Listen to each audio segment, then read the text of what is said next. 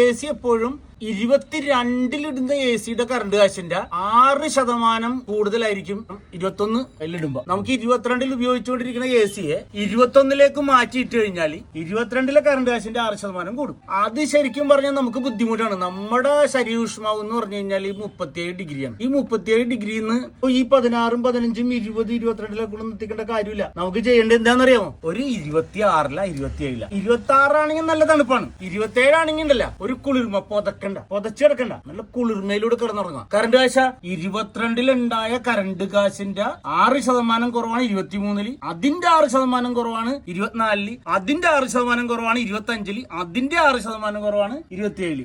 AC ഇത്തിരി കുറച്ച് കാലപ്പഴക്കം ഉള്ളതാണെന്നുണ്ടെങ്കിൽ നമ്മൾ 22-ലേക്കൊക്കെ പോകുമ്പോ എത്ര മടങ്ങായിരിക്കും കറണ്ട് കാശ്.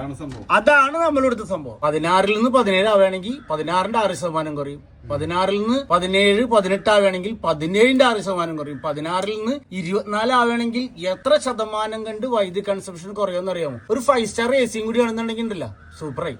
ചെറിയ കറണ്ട് കാശ് അടച്ചാൽ മതി, കൂടുതൽ സുഖകരമായ തണുപ്പിലേക്ക് നമ്മൾ മാറും.